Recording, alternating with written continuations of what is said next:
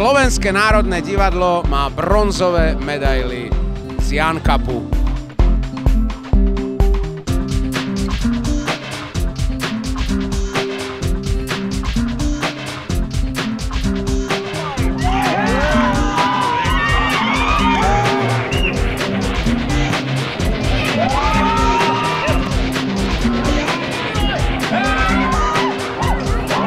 V takej zostave národnej, že šéf baletu, generálny riaditeľ, Túli Vojtel, členovia orchestra, ja neviem, či vôbec niekedy tak vidú na javisko, to je proste famózne.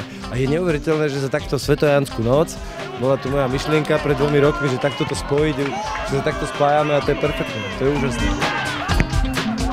Cením si na tom to, že Janko iniciuje takéto spoločenské stretnutia, kde sa nestretneme na premiérach alebo na nejakých predstaveniach, ale sa stretneme aj tu a zabavíme sa a porozprávame. Je to pre mňa obrovská radosť, že môžem nejakým spôsobom sa na to zúčastňovať a v tej bránke proste si pospomínať na nejaké tie časy, keď som chytával ešte aktívne a som rád, že sme si zahrali, že sme sa trošku prepotili, že tie dresy dostali zabrať a že máme taký príjemný pocit, že sme aj vyhrali, no, iba prehrali. Chýbalo nám trochu šťastia a mohli sme postúpiť do finále, ale 3. miesto je super. Ten zápas o 3. miesto bol úžasný a pre nás bol obrovskou sprúhou, lebo sme porazili finalistu majstrovstiev sveta vo futbale, hráčov, ktorí sú postavení z hercov a entertainerov a showmenov. No hlavne som dal prvý gól za Slovenské národné divadlo a tým celá moja misia skončila. Potom už sa trápili chudší a rýchlejší a mladší.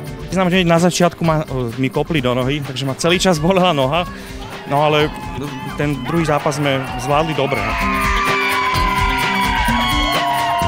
No tak akože podali sme dobrý výkon, bolo to na hranici možností sme podali ten výkon a Peťo ma teraz fotí, dám si to na Facebook, akože som populárny, ďakujem. Ja si myslím, že všetci akože zišli sa tu hlavne kvôli tomu, aby bola dobrá zábava. Ja si myslím, že tretie miesto je tiež pekné. Chlapci z Národného divadla, ešte raz klobúk dole takisto.